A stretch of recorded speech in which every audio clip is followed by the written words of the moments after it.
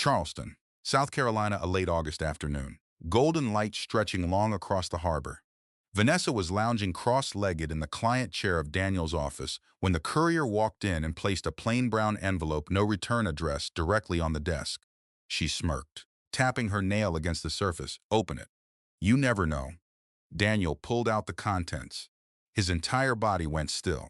Vanessa snatched the top page from his hand, her voice sharpening with every word. "By the time this reaches you, I have already left the house. I know about the affair." The smile died on her lips. The air inside that office thickened like glass mid-shatter, frozen before it could fall. 8 months pregnant with twins. 3 weeks of silently building her case. And everything Claire Bennett needed to end a marriage delivered in a plain brown envelope, by hand at the exact moment his mistress was sitting in his office chair. This is the story of a woman who stopped waiting to be rescued and quietly rewrote everything herself. Stay with us from the very beginning to find out exactly how Claire did it. Claire Bennett sat across from her attorney with both hands folded on top of a manila folder, and for the first time in 3 weeks, her hands were not shaking. "I need this filed today," she said. "Not next week, today." The attorney, a calm woman named Patricia with silver-rimmed glasses, studied Claire for a long moment. She had seen 100 women walk into this office in every possible emotional state, screaming, sobbing, numb.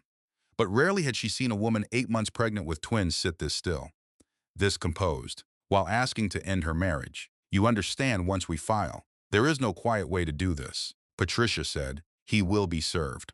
It will be official." "I understand," Claire said. "I have understood for 3 weeks." Outside the window, Charleston's afternoon light spilled gold across the harbor.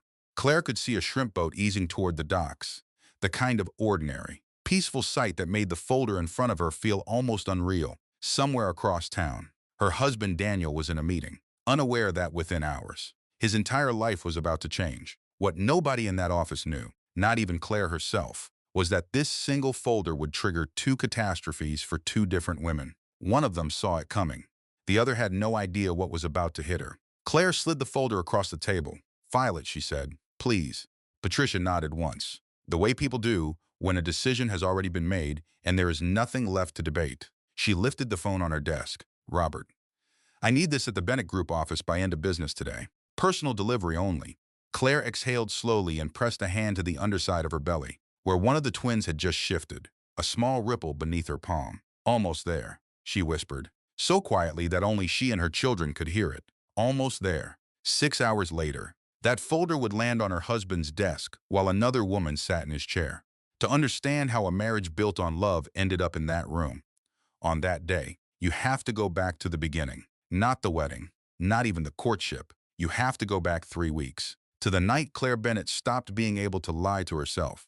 It had started small, the way these things always do.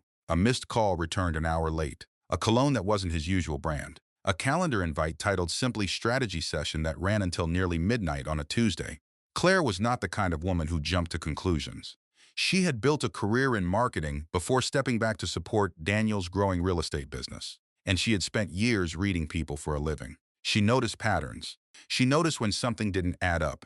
For weeks, she told herself it was stress. Daniel was closing a major zoning deal, the biggest of his career, one that would triple the size of his company almost overnight. Late nights were normal. Distraction was normal. She told herself this every single night as she lay awake, one hand on her stomach, listening to the empty side of the bed. But 3 weeks ago, on a Thursday morning while Daniel showered, his laptop had been open on the kitchen counter, still logged in. Claire had not gone looking for trouble. She told herself that later, over and over, as though the excuse mattered. She had simply reached to close it, and a name on the screen stopped her hand in midair. Vanessa Cole. The name meant nothing to Claire at first. She assumed it was business. Daniel's company had recently brought on a consultant to help navigate the zoning approval, a woman with connections at City Hall. Claire had even shaken her hand once at a company dinner, polished, confident, the kind of woman who filled a room without raising her voice. The email subject line read simply, "Last night." Claire should have closed the laptop. She did not. She read every word. Dinner reservations, a hotel address, a closing line that made her stomach turn over so violently she had to grip the counter to stay upright. "I miss you already. When will she be out of the house again?" She, her. Claire. Claire had stood in her own kitchen, 8 months pregnant, and read the words that ended her marriage as she had understood it. She did not scream. She did not cry, not yet. She closed the laptop gently, the way you might close a door on a room you never wanted to enter again. And she walked into the bathroom where Daniel was still showering. And she said nothing at all. That was the moment Claire Bennett stopped being a wife waiting for her husband to notice her pain and became a woman with a plan. If you have ever discovered something you were not looking for, something that changed how you saw a person you trusted completely, you already understand the strange calm that can follow that kind of shock. It is not always tears. Sometimes it is silence. Sometimes the body simply refuses to fall apart until it is safe to do so. Claire's body would not let her fall apart yet. Not with two lives depending on her staying steady. She had called her best friend Megan Ross that same afternoon. Megan was not just a friend. She had worked for 11 years as a paralegal at one of Charleston's busiest family law firms, and she had seen enough divorces to know exactly what came next. Claire, Megan had said, her voice sharpening the moment she heard the details. Before you do anything else, I need you to listen to me carefully. Do not confront him yet. Screenshot everything. Every email, every message, every calendar entry that looks strange. Send it to yourself and to me. Timestamp it. You need documentation before you need drama. It was strange advice to receive in the middle of heartbreak, practical instead of comforting, but Claire had clung to it like a rope for the next several days. While pretending nothing had changed at the dinner table, while smiling through a company anniversary party where Vanessa Cole had stood only feet away laughing at one of Daniel's jokes, Claire had quietly built a file. Dates, screenshots, copies of credit card statements showing hotel charges Daniel had explained away as client dinners. She had also done something Megan insisted on, something that would matter more than Claire understood at the time. She opened a bank account in her name only and began moving a portion of her own savings into it, slowly so it would not be noticed. This is not about punishing him, Megan had told her over coffee, watching Claire's hands tremble around her cup. This is about making sure that whatever happens next, you are never standing in a room with no options. A woman with no options cannot leave, even when she should. Never let yourself be that woman again. Claire had nodded, though at the time she barely understood how much that single piece of advice would matter in the weeks ahead. By the time she sat across from Patricia with the folder between them, Claire had already secured a temporary place to stay through Megan, already spoken to her obstetrician about the safest way to manage a stressful transition this late in pregnancy, already told her father, Robert Hale, enough of the truth that he had gone quiet on the phone in a way that frightened her more than shouting would have. You did the right thing telling me, Robert had finally said, his voice rough. You come stay near your mother and me the moment those babies are ready. You hear me? Whatever you need. Claire had cried then, for the first time since the laptop, not from weakness but from relief. She was not doing this alone. Now, sitting in Patricia's office with the folder gone from the table between them, already on its way across town, Claire allowed herself one long breath. Somewhere out there, a courier was carrying the truth of her marriage ending toward a man who had no idea it was coming. She did not know yet that Daniel was not the only one about to be blindsided. She did not know that Vanessa Cole had secrets of her own, secrets that had nothing to do with love and everything to do with money. She did not know that within days, her own body would fail her in the most terrifying way possible, forcing her into a hospital bed while everything she had carefully built threatened to collapse around her. All Claire knew, sitting in that office with her hands finally steady, was this: she had stopped waiting to be rescued. She had become, for the first time in her adult life, the one making the decisions. It would not be easy. It would, in fact, get much harder before it got better. But as Claire Bennett rose from her chair and stepped out into the golden Charleston afternoon, one hand resting protectively over her belly, she felt something she had not felt in weeks. She felt like herself again. Daniel Bennett's office occupied the top floor of a glass building overlooking the Charleston skyline, the kind of view that made visitors pause at the window before they even shook his hand. He had built the Bennett Group from nothing but a real estate license and relentless ambition, and on most days, that office felt like proof he had made it. This was not most days. Daniel sat behind his desk, scrolling through emails with a focus that was more performance than substance. Ever since Claire had gone quiet at home, stopped asking where he had been, stopped searching his face the way she used to, something in him had gone cold with dread. She was not angry. She was not suspicious. She was simply calm, and calm was worse than anything. A small, persistent voice in the back of his mind kept whispering the same two words: she knows. He told himself it was paranoia. He told himself pregnancy made women tired, distracted, focused inward. He told himself 100 things, and none of them settled the unease sitting in his chest like a stone. Across the room, in the leather chair usually reserved for clients. Vanessa Cole sat with one leg crossed over the other, scrolling through her phone with the easy confidence of someone who belonged exactly where she was. "You look tense," she said without looking up.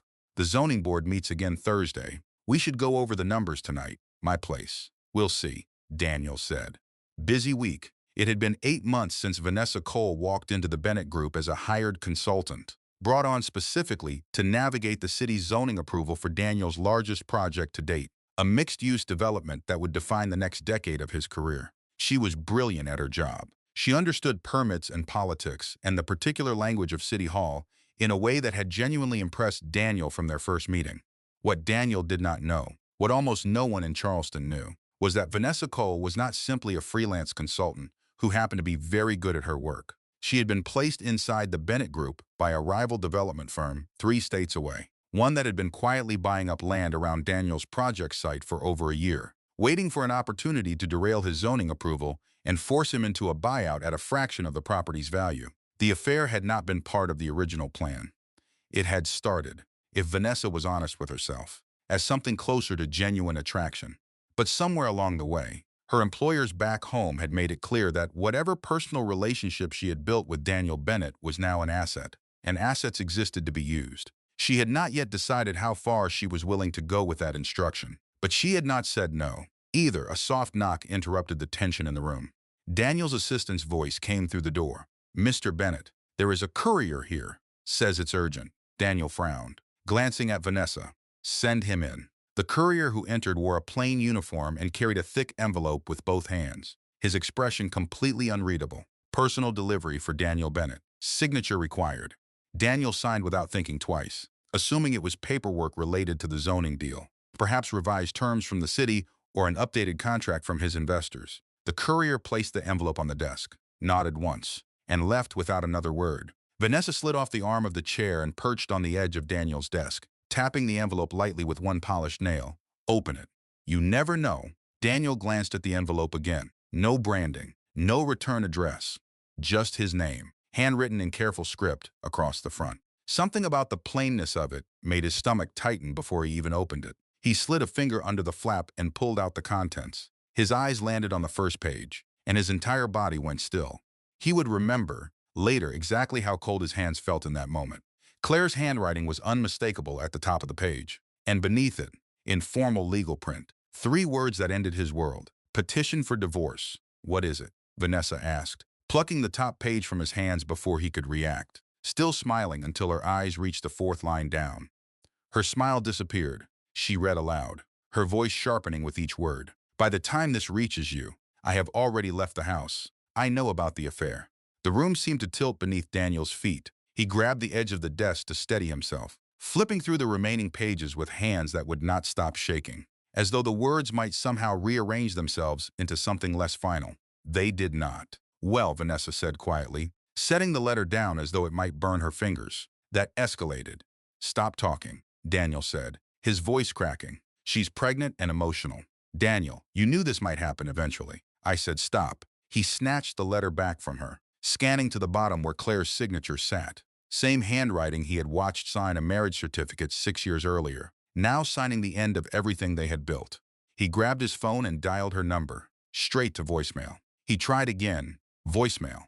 A 3rd time, nothing. "Her phone is off," he whispered. Standing so abruptly, he knocked a stack of papers off his desk, pacing in frantic circles while his assistant watched. Startled, through the frosted glass wall of his office, Vanessa crossed her arms, watching him with something between irritation and disbelief. "I don't know why you're surprised. You told me you wanted to be with me. She's just making it official." Daniel stopped pacing and turned to face her fully, something in his expression shifting into a clarity that had been missing for months. "Do you even hear yourself? Claire is 8 months pregnant. She's carrying my children, and she'll be fine. Lawyers will handle it. You 2 weren't happy. You said that yourself." "I said a lot of things," Daniel said quietly, the guilt in his own voice unfamiliar to him. "But I never wanted this." He flipped to the back of the papers, finding the contact information for Claire's attorney, and the reality settled into his chest like a physical weight. Claire was not bluffing. She was not crying. She was not begging him to change. She was simply, completely, done. "Where did she go?" he asked, almost to himself. Vanessa shrugged. checking her phone. Does it matter? You'll negotiate. This isn't the end of the world, Daniel. If anything, this might make things easier for us. Something in Daniel finally snapped into focus. He looked at Vanessa the way you look at a stranger you suddenly realize you never actually knew. Get out, he said quietly. Excuse me. I said get out. Leave. Vanessa straightened, clearly startled by the firmness in his voice. A firmness that had not been there for months. George, you're not thinking clearly right now. I've never thought more clearly in my life, Daniel said. Get out of my office. Her heels clicked sharply against the floor as she stormed toward the door, pausing only long enough to deliver one final line over her shoulder. Fine, handle your drama, but don't come crying to me when this blows up in your face. The door slammed behind her, and silence swallowed the office whole. Daniel sank onto the leather couch along the wall, the divorce papers clutched in both hands like something that might slip away and take the last of his family with it. He tried Claire's number again. Voicemail. He pulled up the shared location app on his phone, the one they had installed together years ago as a simple safety measure. Location sharing disabled. She's really gone, he whispered to the empty room. For the first time since the affair began, real fear gripped Daniel Bennett, and it had nothing to do with money or reputation, or the zoning deal that had consumed his attention for months. It was the fear of losing the only woman who had ever loved him without condition, and the family he had not realized he was destroying until the exact moment it slipped through his fingers. He did not yet know that Vanessa Cole's departure from his office that afternoon was not the end of the danger she represented. He did not know that somewhere in a rival firm's headquarters, a plan had already been set into motion, one that would use his own affair as a weapon against his company within days. He only knew, sitting alone in the wreckage of his own choices, that he had to find Claire, and he had no idea where to begin. The house felt different the moment Claire stepped through the door for the last time. She had packed carefully that morning after leaving the divorce papers with the courier, moving through familiar rooms with the strange, detached focus of someone completing a checklist rather than ending a chapter of her life. A small suitcase, the twins' ultrasound photos from the refrigerator door, maternity clothes, prenatal vitamins, her medical records, organized in a folder Megan had insisted she keep close at all times. She had paused in the doorway of the nursery last, one hand resting against the frame. Soft yellow walls. A crib Daniel had assembled himself over a long weekend, cursing at the instructions while Claire laughed from the rocking chair in the corner. Stuffed animals arranged with more care than either of them usually managed for anything. This was supposed to be our future, she murmured to the empty room. But she did not linger. She had learned, in the 3 weeks since the laptop screen changed everything, that lingering in grief accomplished nothing except delaying the inevitable pain of leaving. She zipped the suitcase, turned off the lights, and walked out, locking the door behind her without slamming it. Just a quiet, final closing, the way a chapter shuts when a person has nothing left to fight for inside it. Megan was waiting in the driveway, engine running. She got out the moment she saw Claire, jogging up the walkway with an expression that softened the instant she registered the tears, threatening at the corners of Claire's eyes. You ready? Megan asked, voice low and steady. Claire nodded. Though her body felt heavier than the suitcase Megan lifted into the trunk for her, the drive to Megan's townhouse passed in near silence. Claire watching the familiar streets of Charleston blur past the window, her hand resting protectively over her belly where the twins shifted restlessly, as though they too sensed something had changed. Inside Megan's home, the warm scent of vanilla candles greeted them, soft lighting and a neat living room that felt, for the first time in weeks, genuinely safe. Claire made it as far as the couch before her composure finally broke, tears spilling down her cheeks in a wave she no longer had the strength to hold back. Megan sat beside her immediately, pulling Claire into her arms without hesitation. Let it out, she whispered. You've been holding this together for 3 weeks. You're allowed to fall apart now. He was supposed to love me. Claire sobbed into her friend's shoulder. He did, Megan said gently. But he made choices that destroyed that love. That's on him. Claire, not you. I feel so stupid. I should have seen it sooner. No, Megan said firmly, pulling back enough to look Claire directly in the eyes. You trusted your husband. That is not stupidity. That is love. He is the one who failed, not you. If you have ever had to leave a life you built with someone you loved, you already know that grief does not follow a schedule. It arrives in waves long after the decision has been made, long after the paperwork is filed, long after everyone around you assumes you should be moving on. Claire had made the practical decisions with remarkable clarity. Her heart had simply needed permission to catch up. Later that afternoon, Claire's parents arrived. The moment her mother saw her daughter's swollen eyes, She wrapped her in an embrace that rocked gently back and forth, the same motion she had used when Claire was a little girl waking from nightmares. Her father, Robert, stood nearby, jaw tight with a mixture of anger and heartbreak he was clearly trying to contain for his daughter's sake. "You did the right thing. Leaving," Robert said, placing a steady hand against her back. "We are proud of you for protecting yourself and those babies." Claire's tears returned, but this time they came from something closer to gratitude than pain. She was not facing this alone. That evening, after her parents had gone home with promises to return the next day, Claire lay in Megan's guest bedroom listening to the low murmur of her friend's voice on the phone in the next room. She closed her eyes and whispered to her twins, one hand resting on the curve of her belly. "We are going to be okay. I promise." She did not know how the divorce would unfold. She did not know how Daniel would react once the initial shock passed. But she knew, with a certainty that surprised her, that she was not going back to who she had been 3 weeks earlier, quietly waiting and hoping things would simply return to normal on their own. She had chosen to build something new, even if she had to build it from almost nothing. Across town, Daniel sat alone in the house that had gone completely silent. He had spent the drive home replaying every excuse he had told himself over the past several months. Every late night he had justified. Every lie that had felt small in the moment and catastrophic in hindsight. When he finally pushed open the front door, the absence hit him like a physical force. Not the ordinary quiet of a home waiting for its family to return, but something hollow, something that felt permanent. He moved through the living room first, noting the neatness of it, the way someone cleans with careful, deliberate purpose before leaving somewhere for good. The framed ultrasound photo still sat on the mantel, exactly where Claire had placed it the day she surprised him with the news of the twins. He picked it up, staring at the grainy black and white image, and felt something crack open in his chest. Upstairs, half the closet stood empty. Claire's shoes were gone. Her jewelry box had vanished from the dresser. But nothing shattered him more than what he found on the nightstand beside the bed. Her wedding ring, placed neatly beside a folded note in her handwriting. He unfolded it with trembling hands. 4 words. "I meant every word." Daniel sank onto the edge of the bed, the ring heavy in his palm, heavier than gold had any right to feel. For a long moment, he simply could not move. The reality of losing her, truly losing her, pressing down on his chest until breathing felt impossible. "Rebecca," he started to say, then caught himself. Not Rebecca, Claire. The wrong name in his own head. A name from some old memory of a different marriage he had once witnessed fall apart. And he realized with sudden clarity that he had spent months treating his own marriage as something that could be fixed later, someday, whenever it became convenient. As though love simply waited patiently for attention. It did not. He walked slowly down the hallway to the nursery, lowering himself into the rocking chair Claire had chosen for late-night feedings that had not happened yet. It creaked beneath his weight, a sound that cut through the silence like an accusation. For the first time in longer than he could remember, tears slipped down his face openly, and he did not bother to wipe them away. Here is something worth pausing on, something almost every person eventually learns the hard way. We rarely lose the things that matter most in a single dramatic moment. We lose them slowly, in the accumulation of small choices we tell ourselves do not matter, until one day we look up and discover the foundation is already gone.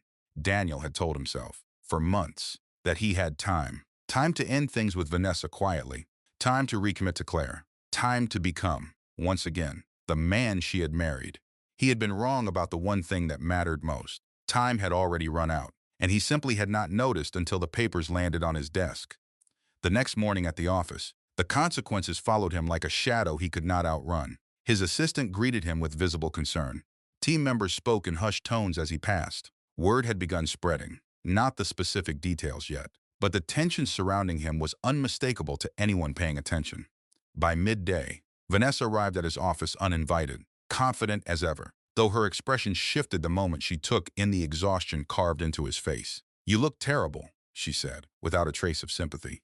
Daniel did not bother responding at first, rubbing his temples over a stack of contracts he could not focus on. "I am dealing with a lot right now." "Well, you better adjust," Vanessa said, crossing her arms. "If she is serious about that divorce, things are going to get messy." He looked up sharply. "Do you ever stop thinking about yourself?" "Excuse me, you heard me," he said, his voice steady despite the storm inside him. "All you have done since yesterday is talk about how this affects you. I am losing my family. My wife is carrying my children, and she is gone because I lied, because I betrayed her trust. And you want to talk about strategy sessions?" Vanessa's expression hardened into something cold and calculating. though Daniel was too consumed by his own guilt to notice the shift, or to wonder why a consultant hired for a zoning deal seemed so invested in the collapse of his marriage in the first place. "So that is how it is," she said quietly. "After everything, you are running back to her." "I am not running anywhere," Daniel said. "I am trying to fix what I broke, and it has nothing to do with you." Vanessa's face went carefully blank, the expression of someone recalculating an entire plan in real time. "Fine," she said, grabbing her bag. "Fix your mess. But do not call me again. I am done."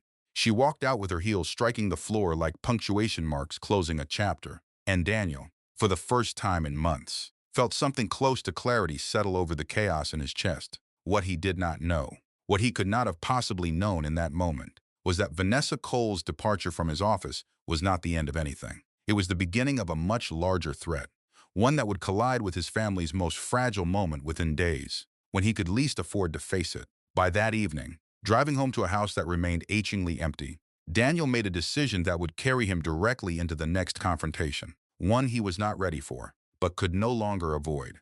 He needed to see Claire. He needed to try, even if she refused to listen. By Saturday afternoon, the silence in Daniel's house had become something he could no longer sit inside of. He had spent the entire morning pacing from room to room, unable to settle, unable to quiet the thoughts hammering behind his eyes.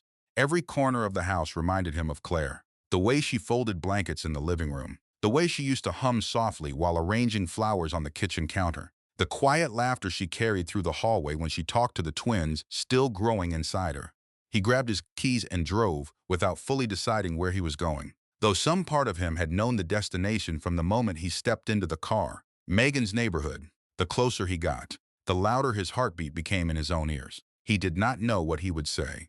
He only knew he needed to see Claire, even if she refused to listen to a single word. Megan was already standing on the porch by the time he reached the driveway, arms crossed, her expression making it clear she had been expecting him, and that she was fully prepared for this moment. "Megan," Daniel said, climbing the porch steps, his voice tight. "Please, I need to talk to her." "You are not coming inside," Megan said, her stance unyielding. "I am not here to fight. I just want to see her. 5 minutes. That is all I am asking." "No." Her voice stayed calm, steady but final. "Close a door he had not even reached yet." "Please," Daniel said, stepping forward. "She will not answer my calls. I need to explain." Megan held up a hand, stopping him where he stood. "Explain what?" "Daniel, how you lied. How you betrayed her while she is carrying your children. How you let a stranger sit in your office chair while your marriage fell apart." Every word landed exactly where it was meant to. He exhaled shakily. "I know I messed up. I know that. I just need to tell her I am sorry." "She does not need to hear it from you," Megan said. "Not yet. You cannot speak for her." "I am not speaking for her," Megan replied, her voice sharpening slightly. "I am protecting her. She is exhausted. She is stressed. She is hurt in ways I cannot even put into words. And she does not need you reopening those wounds right now." Daniel took one step up the stairs, and Megan blocked the entrance completely, her body a wall he had no right to push past.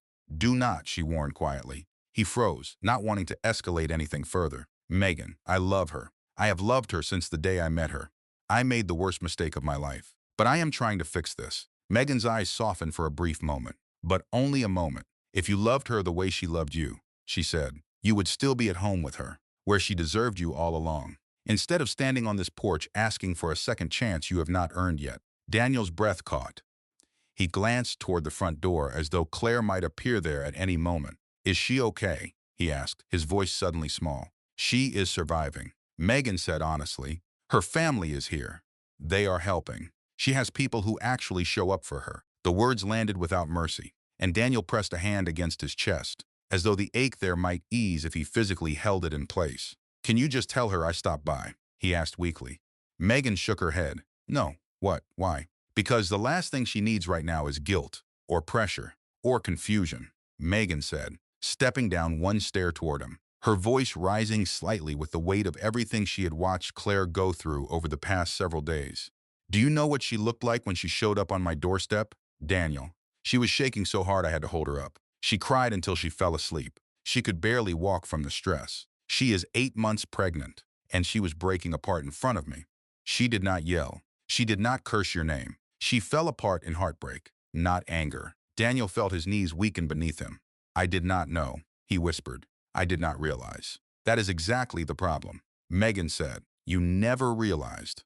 You were always too busy to talk, too busy to come home, too busy to notice your wife losing herself trying to hold on to the man she thought she married. He stood in silence, absorbing every painful truth, unable to argue with a single word of it. After a long pause, Megan's voice softened, not gentle exactly, but honest. She is not ready to hear you, and forcing this will only make things worse for her and for those babies. She needs space. She needs calm. She needs safety. Daniel nodded slowly, tears welling in his eyes despite every effort to hold them back. I just want to be better, he said. I want to be there for her and for the twins. Then start by respecting what she needs right now, Megan said. Not what you want. Another long silence stretched between them before Megan finally stepped back toward the door, one hand resting against it. Go home, Daniel, she said quietly. Work on yourself. Not for her, for those babies, for the father you are supposed to be. He stood frozen, unable to move, unable to argue. Please, he whispered one last time. Just tell her I am sorry. Megan shook her head gently. You already told her, by how you were living. Words will not fix this now. If you really mean what you are saying, you will prove it with actions. Not today, not tomorrow. Consistently. That is the only thing that will matter going forward. The door closed with a soft, final click, and Daniel remained standing on the porch long after the sun had begun sinking lower in the sky, staring at the wooden door that separated him from the woman he had shattered. When he could no longer bear the weight in his chest, he finally walked back to his car and drove away, alone with the consequences he had created. Behind that closed door, Claire sat at Megan's kitchen table, having heard every word through the thin walls of the townhouse. She had not moved from her chair the entire time, one hand resting on her belly, listening to her husband's voice crack with genuine remorse for the first time in months. Part of her wanted to walk to that door. Part of her still ached for the man who had once made her feel like the center of the world. But a stronger, steadier part of her, the part that had spent 3 weeks quietly building a plan instead of waiting for rescue, held her firmly in her seat. Megan came back inside a few minutes later, closing the door softly behind her. She found Claire still sitting at the table, tears sliding silently down her face. You heard all of that, Megan said. Not a question. Claire nodded. He sounded different. He might be, Megan said, sitting down across from her. People can change, Claire, but change is proven over time, not in a single porch conversation. Do not let the sound of remorse rush your healing.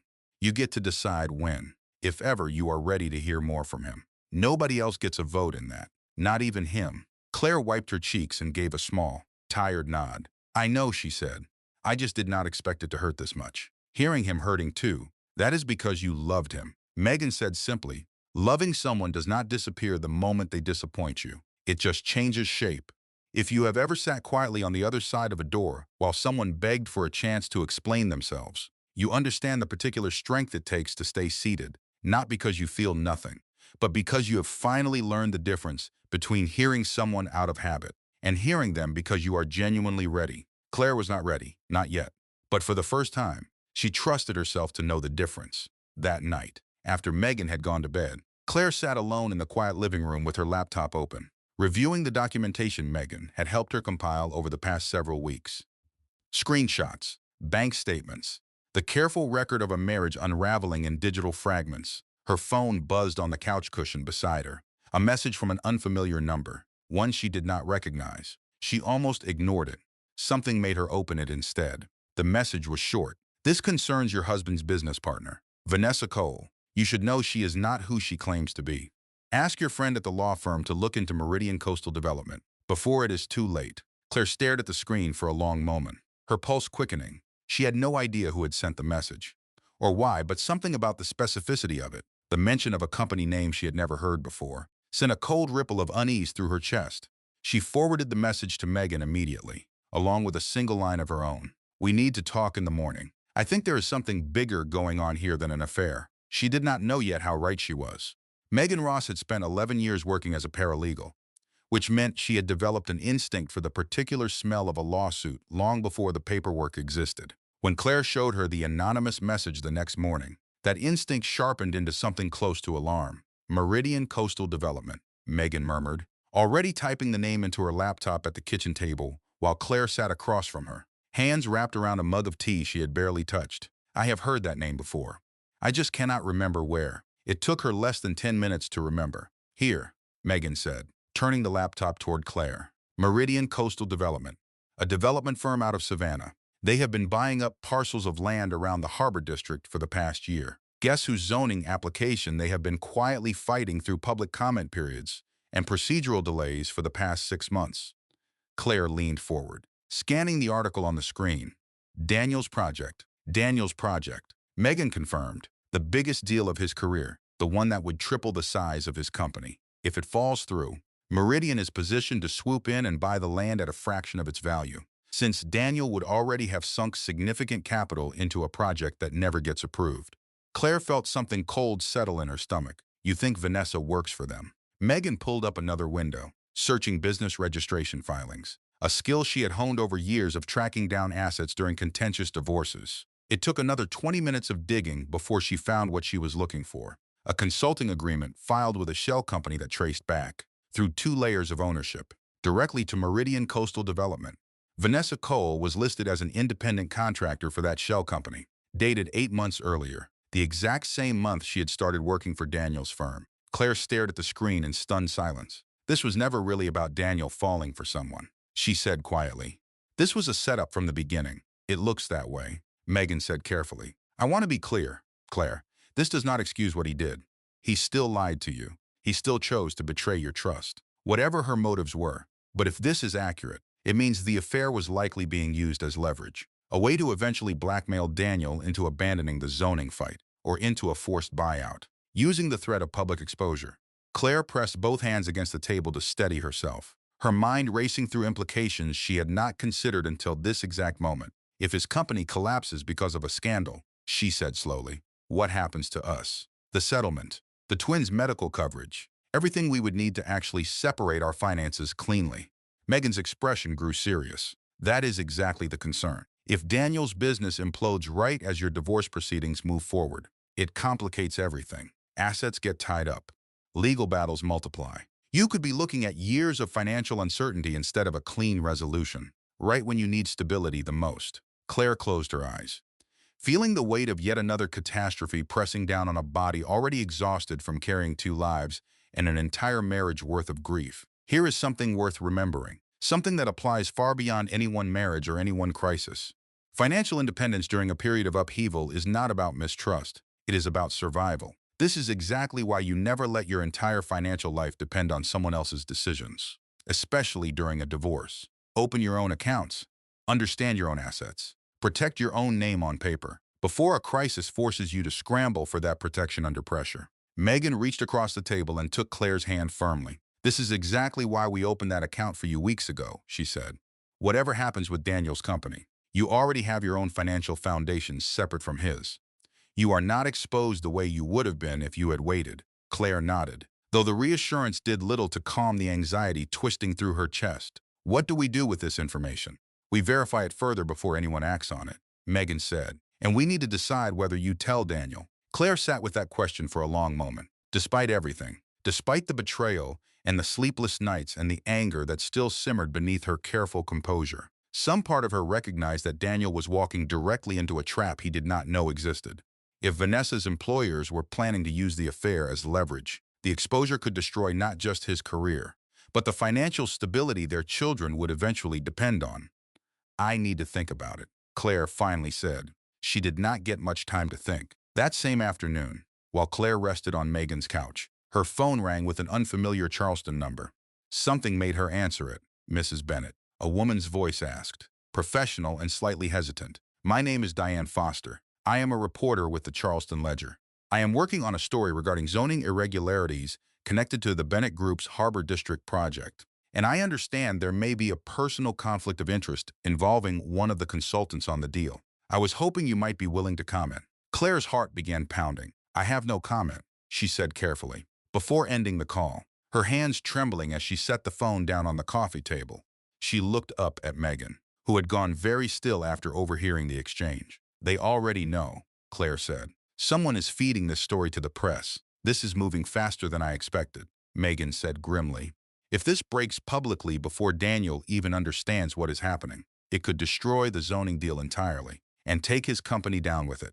Claire felt the walls of the small living room closing in around her, one crisis colliding directly into another before she had even fully processed the first. She thought of Daniel standing on Megan's porch the day before, genuinely broken by the loss of his family, having no idea that a far larger storm was already gathering around him, one that had nothing to do with love and everything to do with money and manipulation. Despite everything he had done, despite every lie and every betrayal, Claire found herself unable to simply let him walk blindly into a disaster she now had the power to warn him about. "I need to call him," she said quietly. Megan studied her for a long moment before nodding. "I think that might be the right call," she said. "But Claire, listen to me carefully. Warning him about this does not mean forgiving him. Those are two completely separate decisions, and you are allowed to make one without making the other." Claire nodded slowly, understanding the distinction clearly for the first time. She was not calling Daniel because she was ready to reconcile. She was calling him because two innocent children depended on both of their parents remaining financially stable, and because some remaining thread of decency in her refused to let a man walk unknowingly into professional ruin, whatever he deserved personally. She dialed his number with steady hands. He answered on the first ring, his voice desperate with hope. "Claire, I am not calling about us," she said immediately, cutting off whatever he was about to say. "I am calling because you need to know something about Vanessa Cole and about your zoning deal. It is bigger than an affair. Daniel, Meridian Coastal Development planted her inside your company months ago. There is a reporter already working on a story that could destroy everything you have built." There was a long, stunned silence on the other end of the line. "How do you know this?" Daniel finally asked, his voice hollow. "Megan found the paper trail, and a reporter called me directly an hour ago," Claire said. "You need to talk to your attorney immediately. Today, before this breaks." "Claire," Daniel said, his voice cracking, "why are you telling me this?" Claire closed her eyes, steadying her own breath before she answered. "Because our children are going to need both of us to still have something to give them," she said. "That is the only reason. Do not mistake this for anything else." She ended the call before he could respond, and sat perfectly still on Megan's couch, both hands resting on her belly, feeling the twins shift restlessly beneath her palms, as though they too sensed the storm gathering around their small, uncertain world. She had no way of knowing, in that moment, just how quickly everything was about to collide. Daniel called his attorney, David Grant, the moment he hung up with Claire, his hand shaking so badly he nearly dropped the phone twice while dialing. "I need you at my office right now," Daniel said, before David had even finished his greeting. "There is a reporter working on a story that could tie the zoning project to a planted employee. I need to know everything, and I need to know it fast." David arrived within the hour, and by the time he sat down across from Daniel's desk, the color had drained from Daniel's face entirely. "If what Claire's friend found is accurate," David said grimly, reviewing the documentation Megan had forwarded through Claire, "Vanessa Cole has been feeding information about your zoning strategy directly to Meridian for months, possibly since before she ever set foot in this office. This is not simply an affair complicating a divorce. Daniel, this is corporate espionage. And if a reporter runs with this story before we control the narrative, you could lose the entire project, and possibly face legal exposure of your own for negligence in vetting a consultant with this level of access." Daniel pressed both hands against his face, the weight of everything finally crashing down at once. His marriage, his family, now his entire company, built from nothing over 15 years of relentless work, threatening to collapse because of a woman he had trusted in every way a person could trust another. "What do we do?" he asked, his voice barely above a whisper. "We get ahead of it," David said. "We prepare a statement. We terminate her contract immediately, in writing, citing conflict of interest. And we cooperate fully with any investigation. Rather than appearing to hide something, transparency is the only path that protects you now." Before Daniel could respond, his phone buzzed violently against the desk. He glanced at the screen, expecting another reporter, another crisis stacking on top of the last. It was Megan. His stomach dropped before he even answered. Megan had made her feelings about him painfully clear on her front porch just one day earlier. She would not be calling now unless something had gone seriously wrong. "Megan," he answered, already rising from his chair. Her voice came through urgent and breathless. "Daniel, it's Claire. Her water broke. It's early. She's not due for another month. The ambulance is taking her to St. Mary's right now. You need to get there." The world around Daniel seemed to tilt violently on its axis. "What?" he breathed. "It's too soon." "I know," Megan said. "I am already on my way there. You should come now." Daniel did not even remember hanging up the phone. He grabbed his keys and bolted from the office. David Grant calling after him about the reporter, about the statement, about everything that suddenly felt insignificant compared to the sound of Megan's voice telling him his wife was in an ambulance a month before the twins were supposed to arrive. Rain had begun falling in heavy sheets by the time he reached his car, and he drove faster than he had ever driven in his life, wipers struggling uselessly against the downpour, every red light feeling like a personal betrayal, every slow driver ahead of him feeling like an obstacle standing between him and the only thing that mattered. "Please be okay," he whispered over and over, gripping the steering wheel until his knuckles turned white. "Please, Claire, hold on." He thought of every moment they had once dreamed about together, painting the nursery walls on a lazy Sunday afternoon, choosing names for two children they had wanted for years before finally conceiving, imagining sleepless nights and tiny clothes scattered across a bedroom floor, certain nothing could ever break them apart. Now everything felt broken, and he was not even there to hold her hand through the most frightening moment of her pregnancy. The hospital finally came into view, its emergency entrance glowing against the storm-dark sky.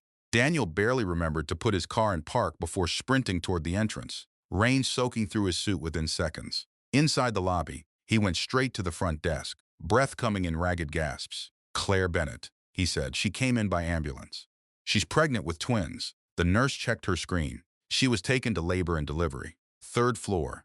Daniel did not wait for anything else. He hit the elevator button repeatedly, and when the doors finally opened, he pressed the third floor button with shaking fingers, gripping the railing as the elevator ascended, his mind replaying the sound of Claire's calm voice on the phone just hours earlier, warning him about a threat to his business, despite everything he had done to hurt her. She had been strong enough to walk away from him, strong enough to build a plan and follow through on it without waiting for anyone's permission. And now she was fighting through something far more frightening, entirely alone. While he had not even been there to hold her hand, the elevator doors opened, and he rushed into the hallway, finding Megan pacing near the waiting area, her expression tightening the moment she saw him. "Is she okay?" he demanded. They took her in immediately. Megan said, "She's in preterm labor, and it's progressing fast." Daniel closed his eyes, exhaling shakily, imagining Claire alone in a hospital bed, gripping the rails through waves of pain that had arrived a full month before she was prepared for them. "I failed her," he whispered. "I should have been there." Megan studied him carefully, her anger from the day before still present but tempered slightly by the raw fear on his face. "George," she started, then caught herself, shaking her head. "Daniel, she did not want you near her because she was protecting herself. But right now is not about you. It is about her, and about those babies. If you want to be here, stay calm, be useful. No stress, no drama," he nodded quickly. "I will. Just tell me what I can do." "Sit," Megan said simply. "Pray. Wait. Be ready." Daniel sank into a chair, elbows resting on his knees, hands clasped so tightly together his fingers ached. Every sound in the hallway made his heart jolt violently. Every distant footstep, every muffled voice, every beeping monitor somewhere behind the double doors. "She cannot do this alone," he whispered. "She isn't alone," Megan said, her voice gentler now than it had been in days. "She has us, and now you're here too." He lifted his eyes slightly, surprised by the shift in her tone. She continued, softer still. "This doesn't change what happened between you and her, but right now, she might need you more than she realizes." Daniel nodded, wiping away a tear he no longer bothered hiding. The waiting area grew quiet, thick with fear and uncertainty. Then suddenly, the double doors burst open, and a nurse stepped through, her expression tense. "Family for Rebecca Bennett," she called, then corrected herself immediately. "Claire Bennett." Both Daniel and Megan rose instantly. The nurse's urgency was unmistakable. "Her condition is changing," she said. "We need to move her into an emergency C-section immediately." Megan covered her mouth with both hands. The nurse continued, her voice tightening with the weight of what she had to say next. "We're losing the heartbeat of baby B." The hallway seemed to spin violently around Daniel, the ground beneath him shifting as though the entire world had tilted sideways. His chest squeezed until breathing itself felt impossible. "Please follow me," the nurse said, already turning toward the surgical wing. "But you will not be allowed inside the operating room." Daniel nodded numbly, his legs barely obeying him as he followed, because the single moment he had feared most since the day the divorce papers landed on his desk was now unfolding directly in front of him, ready or not, with no way to turn back and no way to fix it from where he stood. The surgical wing of St. Mary's was a world of bright lights, swift footsteps, and clipped voices echoing through sterile hallways. The nurse guided Daniel and Megan through the double doors until she stopped at a glass partition, separating the waiting area from the operating room corridor. "You'll need to stay here," she said firmly. "We will update you as soon as we can." Daniel nodded, though every fiber of his body screamed against standing still, while Claire was wheeled into a room, fighting for her life and the lives of their children. Megan stood beside him, arms wrapped tightly around herself, both of them staring at the empty hallway where Claire had disappeared only minutes before. Daniel pressed his hand against the glass. "Please let her be okay," he whispered. Inside the surgical prep area, nurses moved quickly around Claire, her breathing shallow, her face pale and strained. She fought to stay conscious as contractions surged through her abdomen in waves that no longer left room between them. "Claire," one of the nurses said gently, brushing hair from her forehead, "we're going to take care of you. You're in preterm labor, and one of the babies is showing signs of distress. We need to deliver them now." Claire's lips trembled. "My babies, are they? We're doing everything we can." The nurse reassured her. "Focus on your breathing. You are not alone." Claire nodded weakly, fighting the mounting fear pressing against her chest as they transferred her to the operating table. The sharp scent of antiseptic filled the room, the overhead light brighter than anything she had ever seen. Her heart pounded. Her hands trembled uncontrollably. A doctor leaned over her, speaking calmly. "Claire, you're doing great. We're going to put you under anesthesia now. When you wake up, you'll have two beautiful babies in this world. Stay with us." She swallowed hard, tears slipping down her cheeks. "Please save them," she whispered. Those were her last words before darkness took over. Outside, minutes dragged like hours. Daniel paced the hallway relentlessly, back and forth, unable to stand still. His heartbeat pounded in his ears.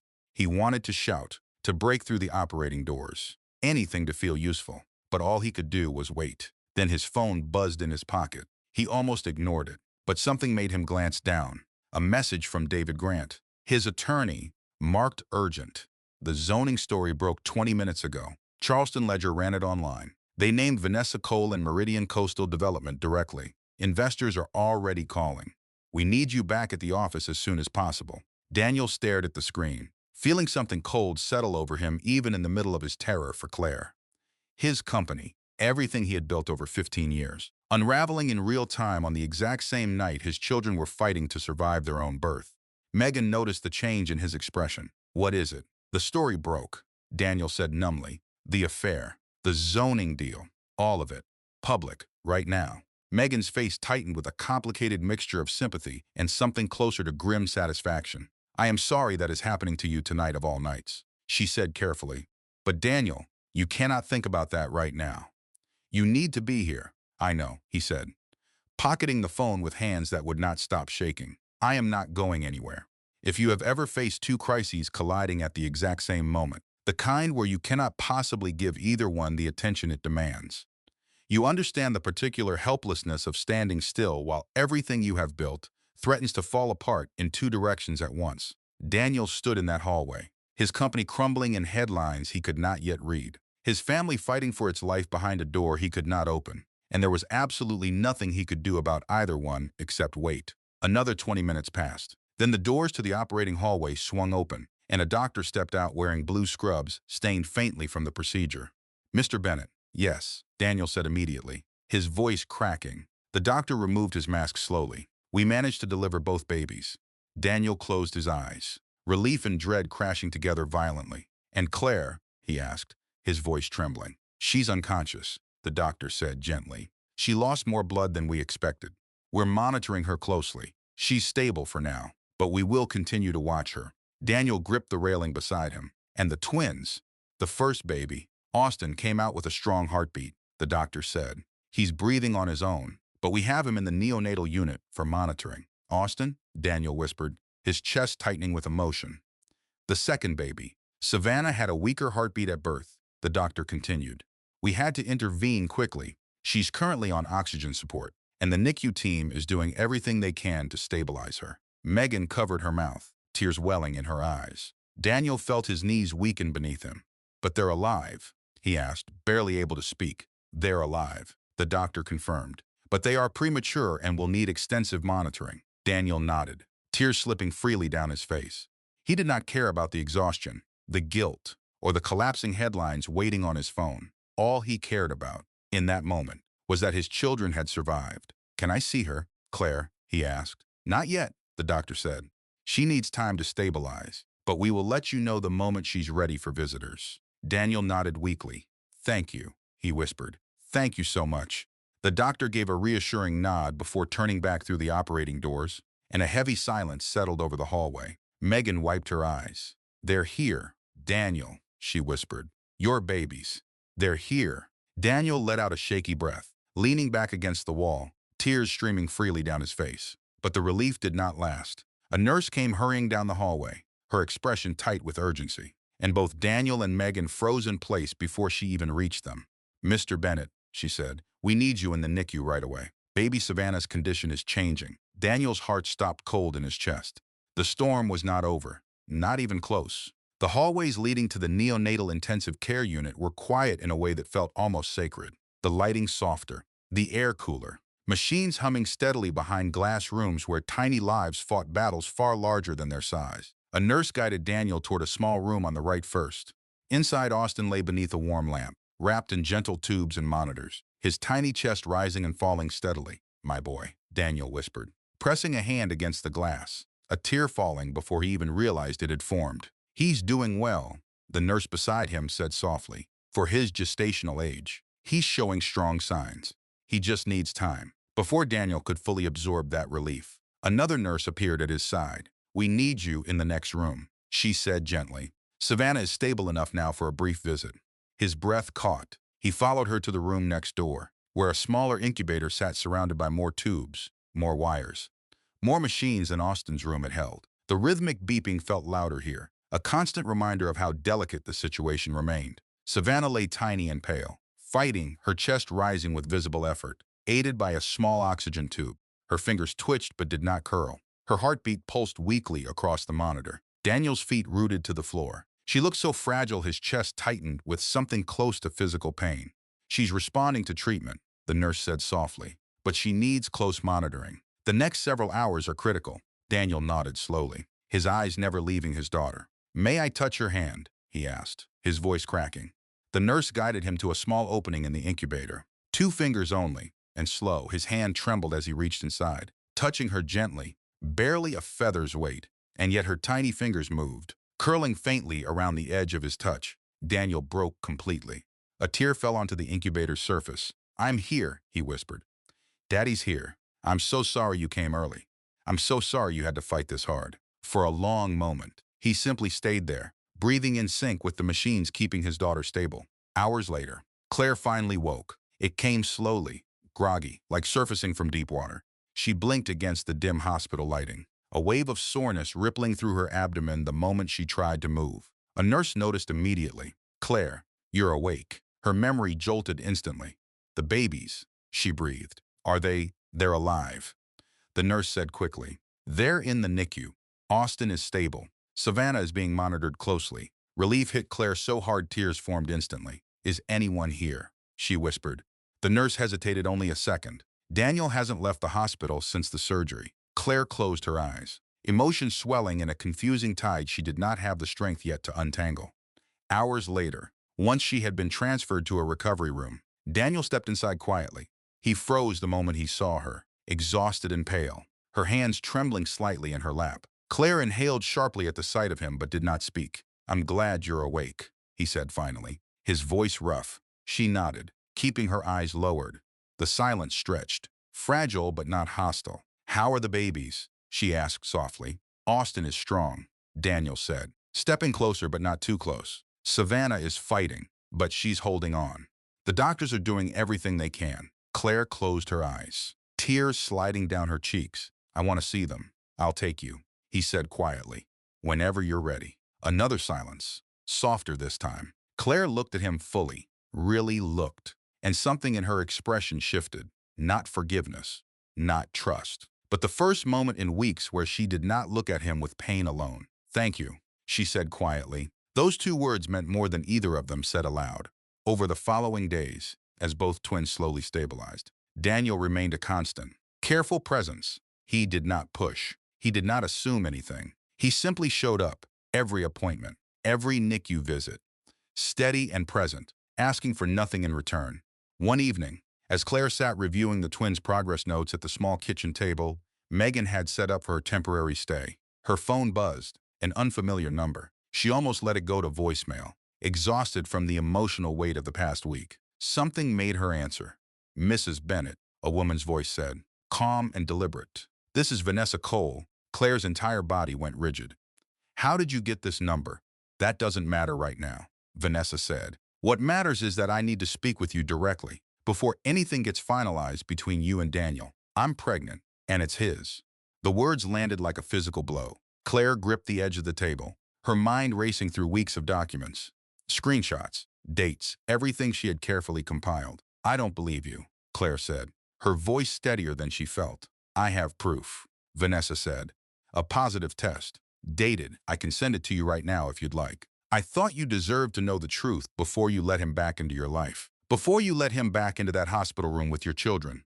Claire ended the call without responding, her hands shaking as she set the phone down on the table. Megan, who had overheard the tail end of the exchange, looked up sharply. "What happened?" "Vanessa," Claire said quietly.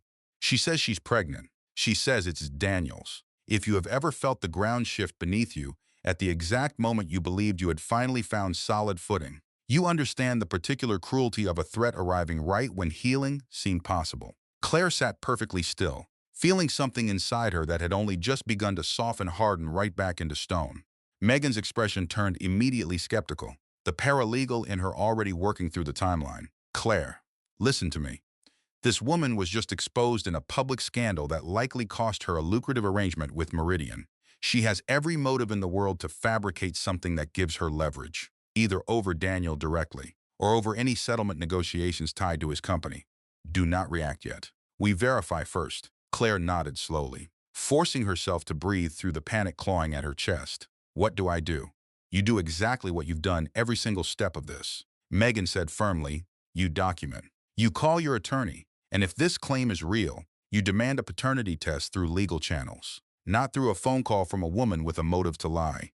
Claire closed her eyes, one hand resting instinctively over the healing incision across her abdomen. The same body that had just fought to bring two premature babies safely into the world, now being asked to absorb one more devastating possibility. She thought of Daniel sitting beside Savannah's incubator every single day without fail. She thought of the porch conversation Megan had described, the genuine remorse in his voice. She thought of every lie he had already told her, and how easily this could simply be one more.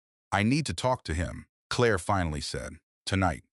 Daniel arrived at Megan's townhouse within 20 minutes of Claire's call, his face pale with confusion and dread the moment he stepped through the door and saw her expression. "What happened?" he asked immediately.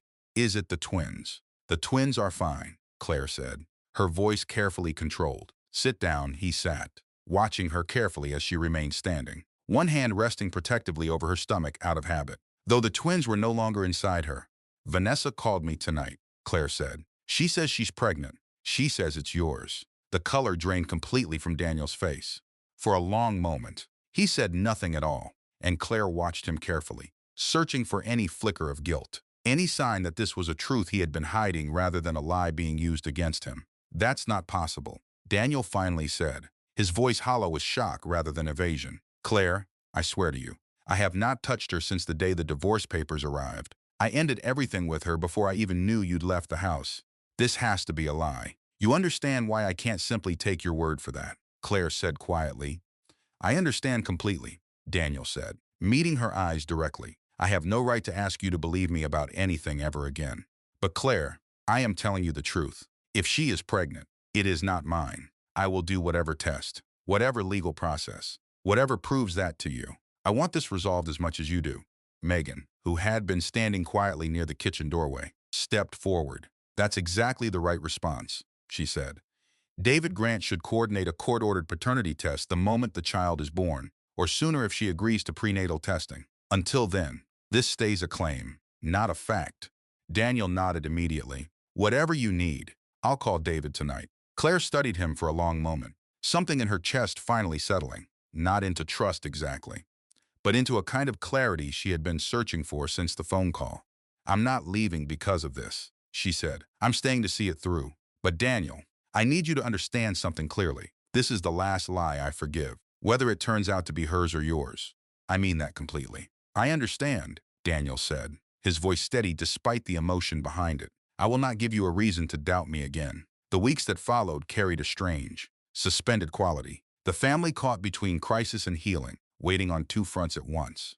Austin continued gaining strength steadily, gaining weight each day, his prognosis improving with every checkup. Savannah's recovery moved more slowly but steadily forward, the doctors growing more confident with each passing week that she would fully recover. Daniel's company, meanwhile, weathered the scandal through the exact strategy David Grant had recommended from the beginning: full transparency, immediate termination of Vanessa's contract, filed publicly with documentation of her connection to Meridian Coastal Development, cooperation with the ongoing investigation into the zoning irregularities, which ultimately cleared Daniel of any deliberate wrongdoing, though it cost him significant time and legal fees to prove it. Vanessa Cole's own situation unraveled quickly once the story gained traction. Meridian Coastal Development, eager to distance itself from any appearance of corporate espionage, terminated her contract within days of the story breaking, releasing a statement claiming they had no knowledge of her methods. Her professional reputation, once polished enough to walk confidently into any boardroom in Charleston, collapsed entirely within a matter of weeks. No firm in the region would touch her name. 6 weeks after her initial phone call to Claire, the paternity claim reached its conclusion. The court-ordered test, conducted the moment the pregnancy reached a viable testing stage, confirmed what Daniel had insisted from the very beginning. The child was not his. Vanessa's own attorney later admitted, during a deposition connected to an unrelated matter, that the claim had been made specifically to pressure Daniel into a private financial settlement before the divorce proceedings concluded. Using the threat of scandal as leverage one final time, when Claire received the news, she sat quietly for a long moment, feeling something inside her finally exhale after weeks of holding her breath. "It's over," Megan said gently, sitting beside her. "All of it. The affair, the company scandal, the paternity claim, all of it is finally behind you." Claire nodded slowly, tears sliding down her cheeks, though these felt different from every tear that had come before them. Not grief. Something closer to relief mixed with an exhaustion she had been carrying for months without fully acknowledging its weight. That evening, Daniel came by to pick up Claire and the twins for their weekly outing to the park, a small ritual that had grown steadily over the past several weeks into something neither of them had explicitly named, but both privately understood as the beginning of something new. He found Claire sitting on Megan's porch steps, watching the sunset paint the sky in soft orange and gold.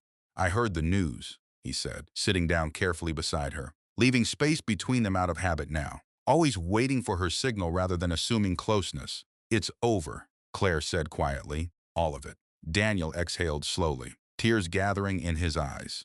"I keep thinking about how close I came to losing everything," he said.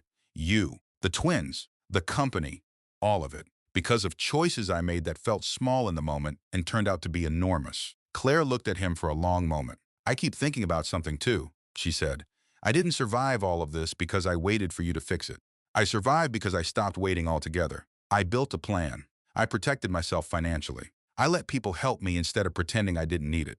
That's the part of this I refuse to lose. Daniel, whatever happens between us going forward, I don't want you to lose it," Daniel said, his voice earnest. "I don't want the version of you who waited quietly for things to get better on their own. I love who you became through all of this, even though it broke my heart to watch you have to become her because of what I did." Claire allowed herself a small, tired smile, the first genuine one in longer than she could remember. "That's the most honest thing you've said to me in months." "I mean it," Daniel said. "Whatever you decide about us, about the divorce, I need you to know I am not the same man who let a stranger sit in my office chair while my marriage fell apart around me. I've spent every single day since then trying to become someone worth staying for, not to earn you back, just to become better, regardless of what you decide." Claire studied him for a long moment, weighing months of careful observation against the man sitting beside her now. Consistency, transparency, showing up every single day without exception, without demanding anything in return. It was not the same as the man who had broken her trust in the first place, and she had learned, through everything, to trust actions far more than words. "I'm not ready to say everything is fixed," she said finally, "but I think I'm ready to stop being afraid of finding out." 3 months later, on a warm Saturday morning, Claire pushed a double stroller slowly down a quiet path through Charleston's Harbor Park, Daniel walking a careful step beside her, ready to help but never overstepping the space she still needed. Austin blinked curiously at the filtered sunlight overhead, his tiny fists waving with the restless energy of a baby, finally strong enough to notice the world around him. Savannah slept soundly beside her brother, her small chest rising and falling in the steady, healthy rhythm that had once terrified an entire hospital wing. Now simply the ordinary breathing of a thriving 4-month-old. The twins had come home together 6 weeks after their birth. Both of them, cleared by their pediatrician after a final round of testing, showed no lasting complications from their early arrival. The nursery Daniel had kept exactly as Claire had originally designed it finally served the purpose it was built for. Filled each night now with the soft sounds of 2 children who had fought harder than either parent to reach that quiet room. Claire had returned to work part-time the month before, taking a marketing consulting position with a firm downtown, deliberately separate from anything connected to Daniel's business.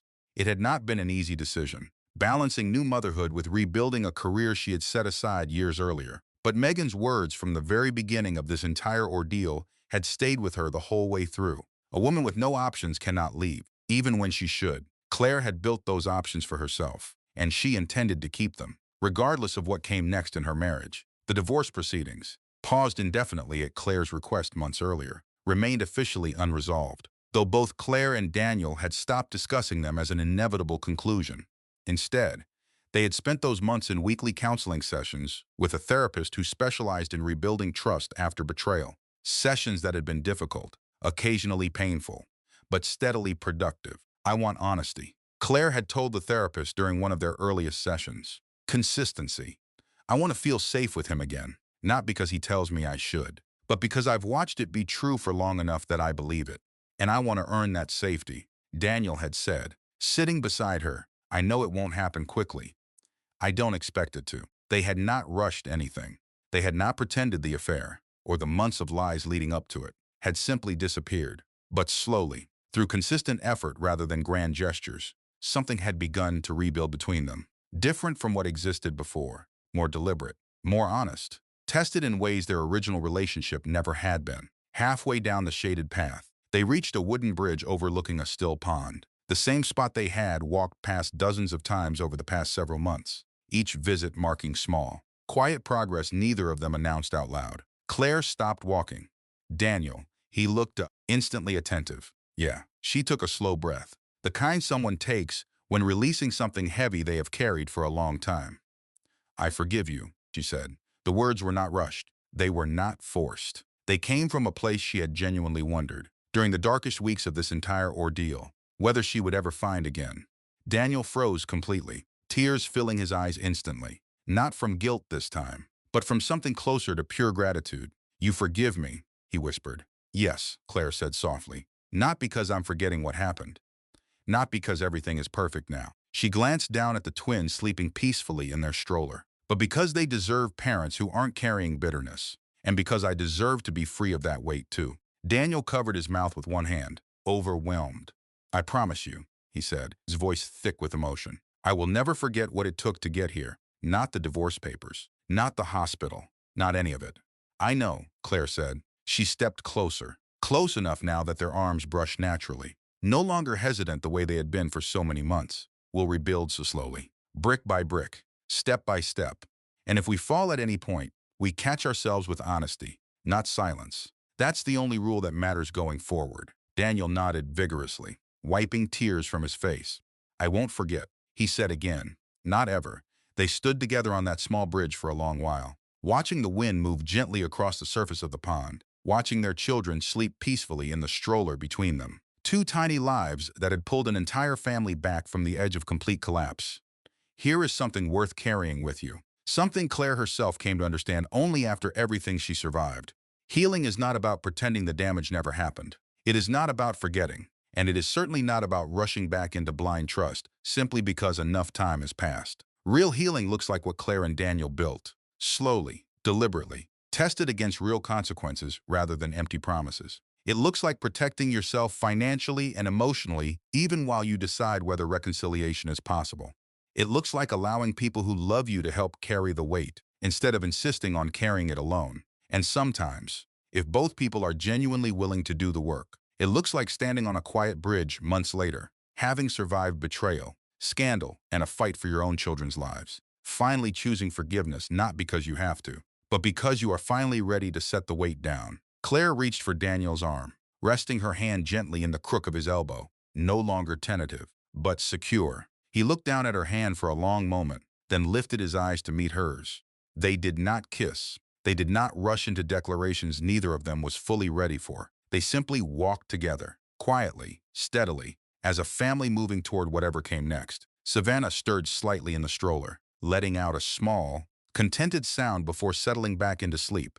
Austin's tiny fingers twitched against his sister's hand, a small unconscious gesture that made both parents smile at exactly the same moment. "Guess even they know something's different today," Daniel said softly. Claire laughed, a real easy sound that had become more frequent over the past several weeks, each one feeling a little less like an accident and a little more like her actual life returning to her. "Maybe it's a sign," she said, "that things are finally moving forward again, and we're moving with them." They continued walking as the afternoon light softened around them. Two people who had nearly lost everything, choosing deliberately and imperfectly to build something new from what remained. If you have ever had to choose between the life you carefully planned and a truth you could no longer ignore, you already understand exactly what Claire Bennett went through to reach this quiet, ordinary Saturday afternoon. Betrayal does not simply disappear because enough time passes. It has to be faced, documented, survived, and eventually, if both people are willing, slowly rebuilt to something more honest than what existed before. Tell us in the comments where you are watching from and what time it is right now. If Claire and Daniel's story moved you today, take a moment to like this video and subscribe. It genuinely helps stories like this one reach the people who need them most. And if you find yourself in a situation anything like Claire's right now, remember what carried her through. Document everything. Protect your own financial independence, even when it feels unnecessary. Let the people who love you help carry the weight. And know that leaving is never giving up. Sometimes it is the only path that leads anyone back to something worth staying for.